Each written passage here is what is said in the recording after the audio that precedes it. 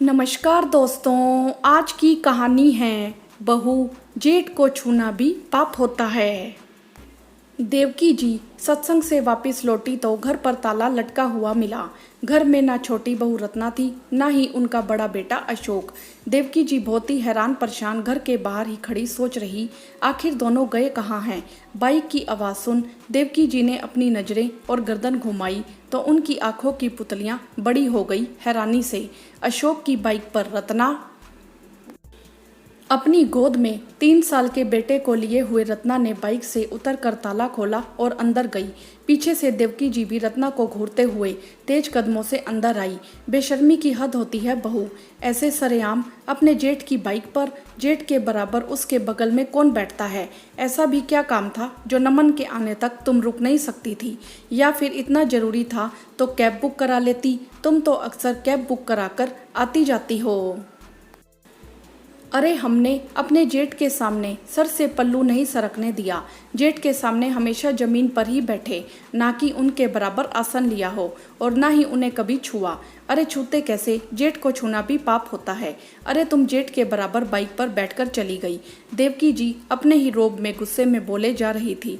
रत्ना को ना बोलने का मौका दे रही थी, ना ही उन्हें रत्ना की सफाई सुनने में कोई दिलचस्पी थी। माँ, ये क्या कह रही हैं आप? आपको कुछ दिख भी रहा है? पीछे से अशोक ने भी तेज स्वर में कहा। माँ, आप अगर इस रूढ़िवादी विचारों और गुस्से की पट्टी हटाकर देखती तो आपको नजर आता। देखिए, हमारे कृष्णा के सिर पर पट्टी बंधी है। हम कृष्णा को हॉस्पिटल ले गए थे। माँ, कृष्णा सीढ़ियों से गिर गया था। उसके सिर पर गहरी चोट लगी थी। उसे तत्काल में हॉस्पिटल पहुँचाना जरूरी था। और जब मैं घर में था तो किसी कैब का इंतजार क्यों करना, और क्यों नहीं बैठ सकती रत्ना मेरी बाइक पर। और मुझे भैया भी कहती है तो मेरा और उसका रिश्ता भाई बहन का हुआ ना माँ। अपनी बहन को तो बाइक पर बिठाकर कहीं भी ले जा सकता हूँ, तो रत्ना को क्यों नहीं। और एक भाई को छूना बहन के लिए पाप कैसे हो सकता है माँ? अभी तक आपने बहुओं को इन सब रूढ़िवादी विचारों और परंपराओं की रस्सी से बांधे रखा। मैंने भी कुछ नहीं कहा क्योंकि शायद ज़रूरत ही महसूस नहीं हुई, लेकिन आज मैं चुप नहीं रहूँगा। माँ, आप ही बताइए, पहले इन रूढ़िवादी विचारों को महत्व देना जरूरी था या कृष्णा का इलाज करना जरूरी था? अशोक की बात सुन देवकी जी से कुछ बोलते नहीं बन रहा था। देवकी जी को अपनी गलती का एहसास हो चुका था। उन्होंने नन्हे कृष्णा को देखा और लपक कर उसे गोद में उठा लिया।